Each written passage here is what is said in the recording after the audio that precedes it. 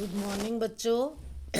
इससे पीछे वाली वीडियो में हम सीबीएसई सैम्पल क्वेश्चन पेपर कर रहे थे, एमसीक्यू बेस्ड, और उसमें हम 15 तक क्वेश्चन कर चुके हैं। आज हम क्वेश्चन नंबर 16 को स्टार्ट करते हैं। तो क्वेश्चन नंबर 16 है, मानव पाचन तंत्र के चित्र को देखिए। ये आपके सामने मानव पाचन तंत्र का चित्र है। अब इस चित्र में ये नंबर डले हुए हैं 1 2 3 4। 1 आपको दिख रहा होगा, ये माउथ है। नंबर 2 जो है ये रेड कलर वाला, ये है लिवर। लिवर हिंदी में हम इसको बोलते हैं यकृत। थर्ड नंबर पर आप देखोगे तो ये है क्षुद्र आंत्र, छोटी आंत। और चौथे नंबर पर ये भी छोटी आंत है, ये पूरी छोटी आंत है। तो अब हम क्वेश्चन देखते हैं। कॉलम 1 में दिए गए अंकित भागों को, कॉलम 1 में लिखा है 1 2 3 4। कॉलम 2 में दिए गए कार्यों से मिलान करो। मतलब जो नंबर 1 है, यहाँ पर आप नंबर 1 देख रहे हैं, ये मुंह वाला पोर्शन है और इसके कार्य लिख रखे हैं कॉलम 2 में। पहला है, इसकी लंबाई जीव द्वारा खाए जाने वाले भोजन पर निर्भर करती है। दूसरा है, मंड के पाचन का प्रारंभिक चरण। पहले हम यहाँ लिख लेते हैं कि नंबर 1 पर क्या था। नंबर 1 पर हमने देखा मुंह था। नंबर 2 पर हमें मिला यकृत। नंबर 3 पर थी छोटी आंत और नंबर 4 पर भी छोटी आंत है। अब हमें मिलाना है। पहले हम देखते हैं मुंह को। मुंह के अंदर होती है लार ग्रंथि, जिससे निकलती है लार। और लार क्या करती है? लार के अंदर एक एंजाइम होता है अमाइलेज, और ये स्टार्च को, स्टार्च या मंड एक ही बात है, मंड को शर्करा में बदलता है। तो सबसे पहले हमारे भोजन का पाचन मुंह में होता है। तो इसका आंसर हो जाएगा पहले के साथ बी, मंड के पाचन का प्रारंभिक चरण। अब हम आंसर देखें तो ए ऑप्शन में पहले का ए है, ये तो गलत हो जाएगा। बी को देखें तो पहले का बी, ये हो सकता है। सी को देखें पहले का बी, ये भी हो सकता है। डी में पहले का डी, ये गलत होगा क्योंकि हमारा पहले का आंसर आ रहा है बी। अब बाकी देखते हैं। नंबर 2 पर है यकृत। यकृत से पित्त रस स्रावित होता है और ये पित्त रस क्या करता है? भोजन को क्षारीय बनाता है।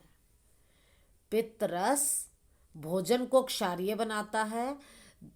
अब क्षारीय क्यों बनाता है? ताकि इस पर लाइपेज, जो अग्न्याशय से निकलता है, आपको इसका चार्ट बनाने को दिया था, उस चार्ट को ध्यान से याद करो, तभी एक्टिव होगा जब ये भोजन क्षारीय होगा।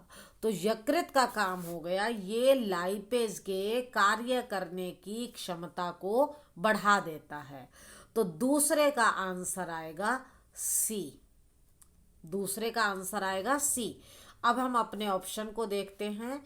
बी ऑप्शन में दूसरे का आंसर है सी और सी ऑप्शन में दूसरे का आंसर है डी। तो सी वाला गलत हो जाएगा। ठीक है, तो इसका आंसर आ जाएगा बी। अब हम बाकी भी एक बार देख लेते हैं। तीसरा ऑप्शन और चौथा दोनों ऑप्शन हमारे छोटी आंत के थे।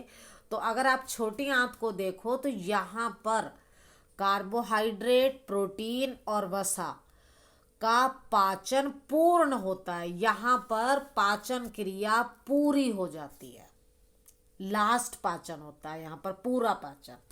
और एक और बात, शाकाहारी जीव जो पेड़ पौधों पर निर्भर होते हैं, मांसाहारी जीव जो दूसरे जीवों को खाते हैं, उनकी बात की जाए तो शाकाहारी जीव में छोटी आंत की लंबाई ज़्यादा होती है। ऐसा क्यों होता है? क्योंकि शाकाहारी जीव क्योंकि डायरेक्ट पौधों को खाते हैं, तो उनके भोजन में सेलुलोज होता है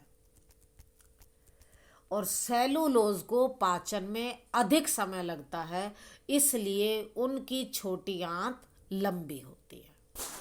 तो क्वेश्चन नंबर 16 का आंसर आपका आएगा बी।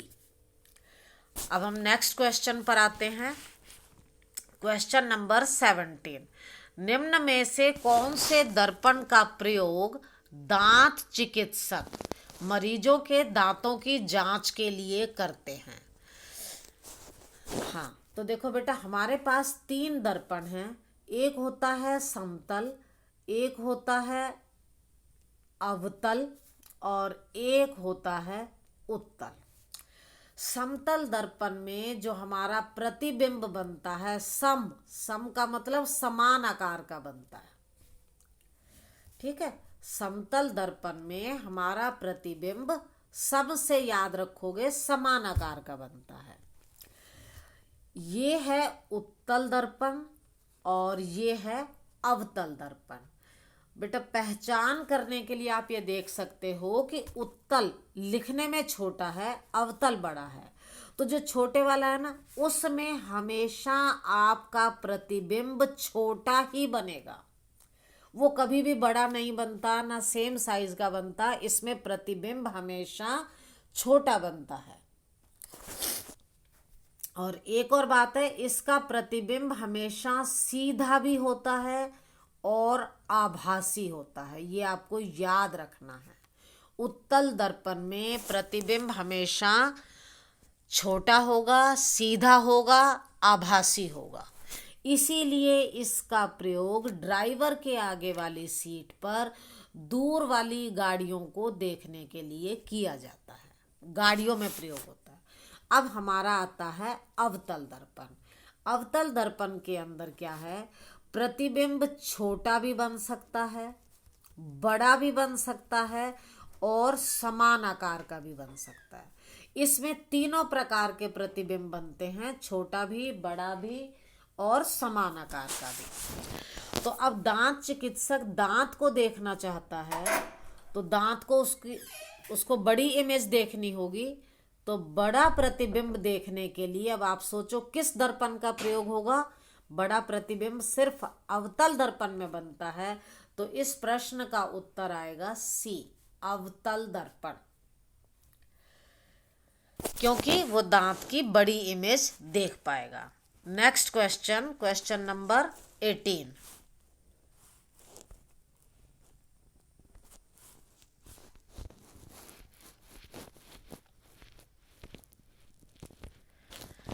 हाँ, कौन सा चित्र एक अभिसारी लेंस द्वारा बनाए गए प्रतिबिंब को दर्शाता है?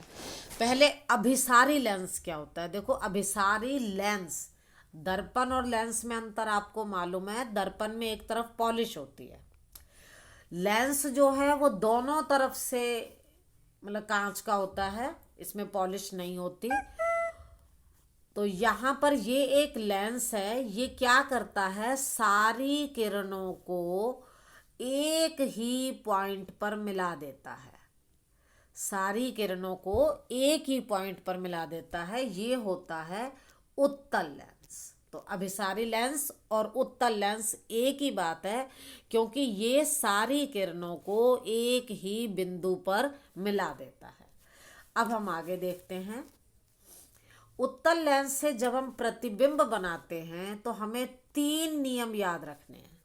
पहला नियम है, अगर कोई किरण, ये लेंस है, ये लेंस के बीच का ये वाला बिंदु प्रकाशिक केंद्र है और ये जो रेखा जा रही है ये मुख्य अक्ष है। जो किरण मुख्य अक्ष के समानांतर आती है वो अपवर्तन के बाद F में से गुजरती है। जो किरण मुख्य अक्ष के समानांतर आती है वो अपवर्तन के बाद मुख्य फोकस से गुजरती है। मुख्य अक्ष के समानांतर अगर कोई किरण है तो वो लेंस में से गुजरने के बाद कहाँ से गुजरेगी? F से। अब हम इस नियम को देखते हैं, क्या ये नियम फॉलो हो रहा है? पहला चित्र देखो आप, यहाँ पर ये वस्तु है, यहाँ से एक किरण मुख्य अक्ष के समानांतर गई और ये जा रही है किस में से, 2 गुना फोकस दूरी 2f में से। और हमारा नियम क्या है, कहाँ से जाएगी, फोकस से। तो पहला चित्र गलत है। अब हम दूसरे चित्र को देखते हैं। यहाँ पर भी जो किरण मुख्य अक्ष के समानांतर गई उसको जाना चाहिए था f में से, लेकिन ये गई है 2 गुना फोकस दूरी से। तो ये चित्र भी गलत है। अब हम आते हैं तीसरे चित्र पर। अगर हम तीसरे चित्र को देखते हैं तो यहाँ पर ये किरण मुख्य अक्ष के समानांतर आ रही है। इसको थोड़ा बड़ा करके देखते हैं। ये किरण मुख्य अक्ष के समानांतर आ रही है और किस में से गुजर रही है, फोकस दूरी में से। तो यहाँ पर ये नियम ठीक है। अब हम दूसरा नियम भी देखते हैं। अगर कोई प्रकाश की किरण O का मतलब लेंस के प्रकाशिक केंद्र से जाती है तो वो O में से ही सीधी चली जाएगी बिना मुड़े। तो अगर हम यहाँ देखें तो ये वाली किरण दूसरी O में से जा रही है और बिल्कुल सीधी जा रही है। तो यहाँ पर दूसरा नियम भी ठीक है। तो ये वाला चित्र हमारा ठीक है। अब हम एक बार डी वाले चित्र में भी गलती ढूंढ लेते हैं। डी वाले चित्र में पहला नियम ठीक है, जो किरण मुख्य अक्ष के समानांतर है वो F में से जा रही है, लेकिन यहाँ पर दूसरा नियम फॉलो नहीं हो रहा है, तो ये भी गलत है। तो हमारे इस प्रश्न का उत्तर आ जाएगा सी। क्वेश्चन नंबर 18 का आंसर है सी। इसका ये वाला चित्र ठीक है। क्वेश्चन नंबर 19, निम्न में से कौन एक स्रोत से उस पर आपतित प्रकाश की किरणों को परावर्तित कर समानांतर भेज सकता है। अवतल दर्पण या उत्तल लेंस। पहले हम दर्पण को देख लेते हैं। कोई सा भी दर्पण हमने ये लिया, एक स्रोत, इसके सामने अगर हम F पर कोई वस्तु रखते हैं, मान लो ये बल्ब है, तो यहाँ से प्रकाश की किरणें दर्पण पर पड़ेंगी और जो किरण, अगर ये बल्ब फोकस पर रखा है, जो किरण मुख्य फोकस से आती है वो दर्पण से टकराने के बाद या परावर्तित होने के बाद मुख्य अक्ष के समानांतर हो जाती है। तो ये कौन से दर्पण में हुआ, अवतल दर्पण में। उत्तल दर्पण में ऐसा नहीं होता क्योंकि किरण जाती नहीं है, वो आती हुई प्रतीत होती है। तो इसका आंसर आ जाएगा अवतल दर्पण। और बेटा यहाँ पर परावर्तित वर्ड है तो दर्पण ही आना चाहिए था, शायद क्वेश्चन में कुछ गलती हो गई है, यहाँ अपवर्तित भी ऐड होना था। तो अगर अपवर्तित होगा तो ऐसा उत्तल लेंस में होता है, ये इसका फोकस है। अगर यहाँ पर कोई प्रकाश का स्रोत रख दिया जाए तो ये किरणें जाएंगी जो अपवर्तन के बाद मुख्य अक्ष के समानांतर हो जाएंगी। इसके लिए आपको जो नियम याद रखना है वो है, देखो, जो किरण मुख्य अक्ष के समानांतर होती है वो अपवर्तन या परावर्तन के बाद F में से गुजरती है। इसी को उल्टा कर लो, जो किरण F में से आपतित होती है वो अपवर्तन के बाद मुख्य अक्ष के समानांतर हो जाती है। तो हमारे क्वेश्चन में था कि वो बाद में समानांतर हो रही है, तो वो कहाँ रखी होगी, F में।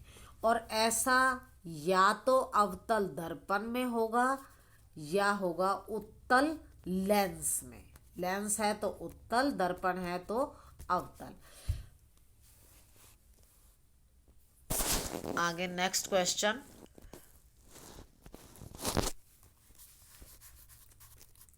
पहले इसका आंसर देख लेते हैं। इसका आंसर आएगा ए। नेक्स्ट क्वेश्चन है, दिए गए 3 अपवर्तनांकों को देखिए। हाँ देखो बेटा, अपवर्तनांक आपकी बुक में N21 करके दे रखा है और ये होता है C/V। C का मतलब है निर्वात में प्रकाश का वेग। निर्वात में प्रकाश का वेग सबसे ज्यादा होता है। जैसे ही माध्यम आता है तो उसका वेग घट जाता है। इसको आप समझने के लिए ऐसा कर सकते, निर्वात का मतलब जहां कोई खाली जगह है। निर्वात जहां कोई वायु नहीं है, कोई माध्यम नहीं है, तो प्रकाश सीधा आता है।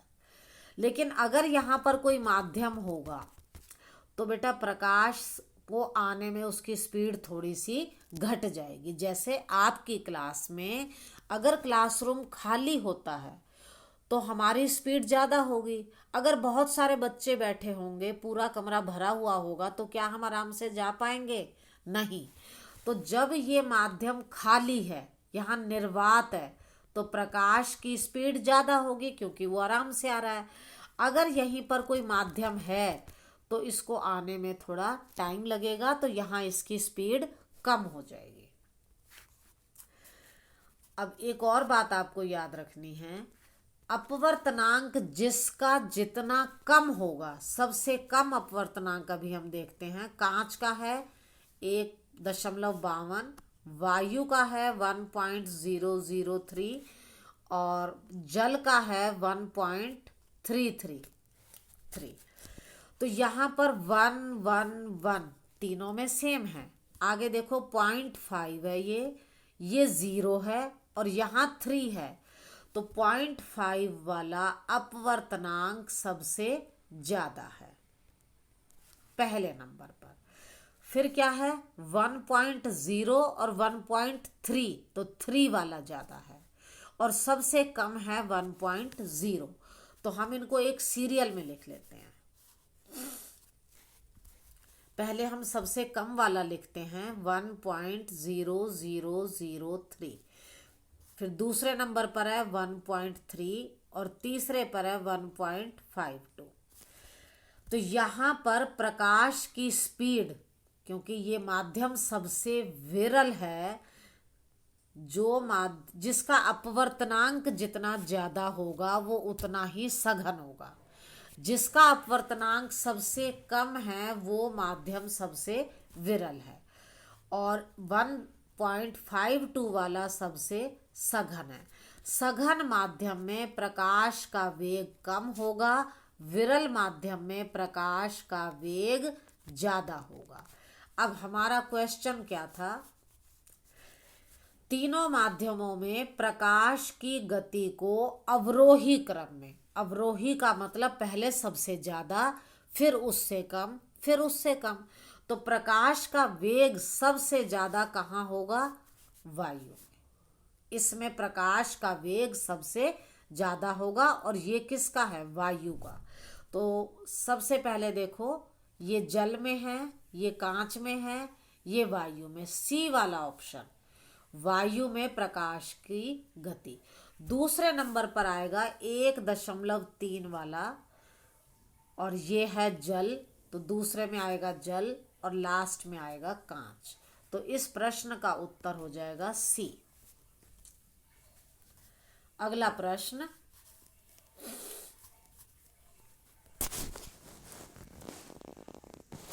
यदि लाल और बैंगनी रंग के प्रकाश की किरण वायु से आकर एक प्रिज्म पर समान कोण पर आपतित होती हैं। देखो ये प्रिज्म है, प्रिज्म पर आपको याद होगा जब कोई श्वेत प्रकाश पड़ता है तो वो 7 रंगों में बट जाता है और रंगों का क्रम नीचे से ऊपर की तरफ विबग्योर होता है। ये विबग्योर समझते हो, बैंगनी, इंडिगो नीला और ब्लू आसमानी, जी ग्रीन हरा, वाई येलो, ओ ऑरेंज और आर है रेड। अब अगर आप यहाँ ध्यान से देखो तो ये लाइट आ रही थी, सबसे कम किसका अपवर्तन होता है? रेड कलर का। और सबसे ज़्यादा होता है नीचे वाले वायलेट का। तो वायलेट बैंगनी कलर के लिए ये ज़्यादा होगा। और जब हम छोटे बड़े का निशान लगाते हैं तो मुंह किसकी तरफ खुला होता है? बड़े की तरफ। तो यहाँ पर आर का कम होगा और वी वायलेट का ज़्यादा होगा। तो ये आंसर हमारा आएगा डी। फिर से देखो, हमारा जो कलर है नीचे से ऊपर की तरफ विबग्योर आता है, सबसे नीचे होता है प्रिज्म के बाद, ये सबसे नीचे होता है बैंगनी कलर।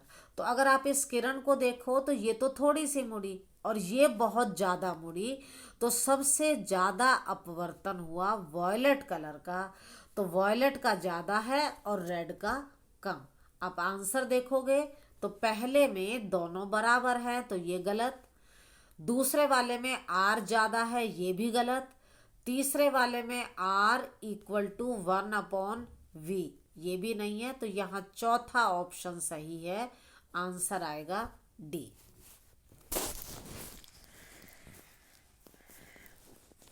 नेक्स्ट क्वेश्चन,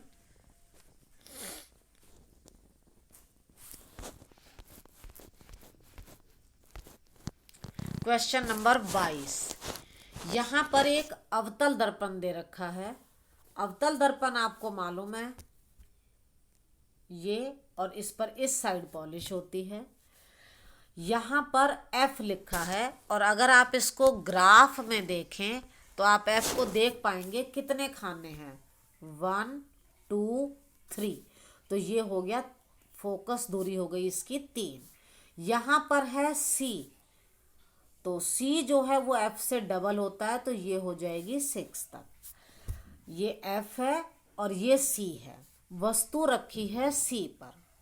आपको याद होगा जब कोई वस्तु अवतल दर्पण के सामने C पर रखी होती है तो उसका प्रतिबिंब C पर ही बनता है और समान आकार का बनता है। जब वस्तु C पर रखी होती है तो प्रतिबिंब समान आकार का बनता है, C पर ही बनता है और उल्टा बनता है। अगर आप बनाना चाहो तो एक किरण मुख्य अक्ष के समानांतर जाएगी, F में से गुजरेगी, और दूसरी किरण जो F से जाएगी वो टकराने के बाद मुख्य अक्ष के समानांतर हो जाएगी। तो यहाँ पर प्रतिबिंब C पर ही बनेगा, समान आकार का बनेगा और उल्टा बनेगा। चित्र आपको समझ आ गया। अब हम क्वेश्चन देखते हैं। आरेख में दिए गए आरेख को ध्यान से देखिए और सही कथन का चयन कीजिए। आरेख में एक छोटा बॉक्स 1 सेंटीमीटर है। अब हमारे ऑप्शन है दर्पण की फोकस दूरी। आप चित्र में देखो, इसकी फोकस दूरी क्या है? ये P है, P से लेकर F तक की दूरी ये है 3 सेंटीमीटर। 3 ही खाने हैं। अब आपको ध्यान रखना है बेटा कि जो दूरी ये P है लेफ्ट साइड में होती हैं वो माइनस होती हैं और जो राइट साइड में होती हैं वो प्लस। तो ये फोकस दूरी P से लेफ्ट में है तो ये होगी -3 सेंटीमीटर। तो फोकस दूरी है -3। दूसरी चीज आपके क्वेश्चन में है आवर्धन। आवर्धन क्या होता है? आवर्धन होता है प्रतिबिंब का आकार बटे वस्तु का आकार। अब क्योंकि यहाँ पर सेम आकार का प्रतिबिंब बन रहा है, अगर प्रतिबिंब 2 सेंटीमीटर है, वस्तु भी 2 है, दोनों बराबर आकार की हैं, तो 2 से 2 कट गया तो आवर्धन आएगा 1। अब हमें लगाना है निशान। जब नीचे की तरफ प्रतिबिंब बन रहा है, ग्राफ में अगर आप देखो तो नीचे वाली दूरी को माइनस में लेते हैं तो आवर्धन हो जाएगा -1। अब हम देखेंगे कौन सा ऑप्शन इसमें से सही है। देखो, पहला है दर्पण की फोकस दूरी -6 है, गलत। दूसरा, दर्पण की फोकस दूरी -3 है, ठीक है, और वह -1 का आवर्धन बनाएगा, तो इसका बी ऑप्शन ठीक है। तो आंसर हो जाएगा बी। नेक्स्ट क्वेश्चन,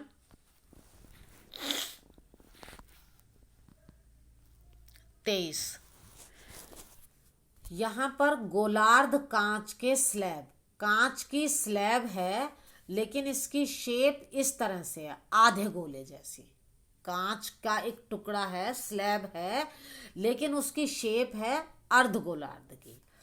हाँ, कांच के स्लैब पर बिंदु ओ बिंदु ये रहा, यहां पर ये बिंदु है ओ। यहां पर हवा से कांच तक, वायु से कांच तक ये किरण जा रही है। और बेटा, जब हम कोई गोला लेते हैं या आधा गोला लेते हैं तो उसमें सेंटर को किसी भी पॉइंट पर मिला लो, ये कोण 90 डिग्री का होता है, अभिलंब होता है। एक वृत्त के अंदर केंद्र को आप कहीं भी मिला लो इस पर, सर्कल पर, ये अभिलंब होता है, 90 डिग्री का होता है। तो जब हमने आधा गोला लिया तो ये वाली जो किरण है, ये कैसे आपतित है? अभिलंब पर। और जो किरण अभिलंब पर आपतित होती है वहां पर एंगल आई भी 0 होता है और एंगल आर भी 0 होता है। क्यों? क्योंकि वो जिस रास्ते पर जाती है उसी रास्ते पर वापस लौट आती है। ठीक है, तो अब यहाँ पर ये किरण वायु से कांच में जा रही है तो बिल्कुल सीधी चली गई, सीधी अपवर्तित हो गई, ये मुड़ी नहीं है। नहीं तो माध्यम बदलने पर क्या होता, ये अगर कोई किरण जाती तो इसको अभिलंब से मुड़ना था, इसका रास्ता सीधा नहीं होता। लेकिन यहां पर ये क्योंकि सीधी जा रही है, इसका मतलब ये अभिलंब पर आपतित है, तो यहां पर आपतन कोण होगा 0। तो आपतन कोण क्या होगा? आंसर इसका आएगा B, 0। Next question, question number 24। एक प्रिज्म है ABC जिसमें BC आधार है, ABC, BC इसका आधार है, को विभिन्न झुकावों पर रखा गया। यहाँ ऐसे रखा, यहाँ इसको उल्टा करके रखा, यहाँ टेढ़ा करके रखा, यहाँ ऐसे टेढ़ा करके रखा, मतलब अलग अलग तरह से हमने इसको 4 जगह पर रखा। श्वेत प्रकाश की एक संकीर्ण किरण प्रिज्म पर आपतित है। अब यहाँ देखो, ये किरण इस पर आपतित है।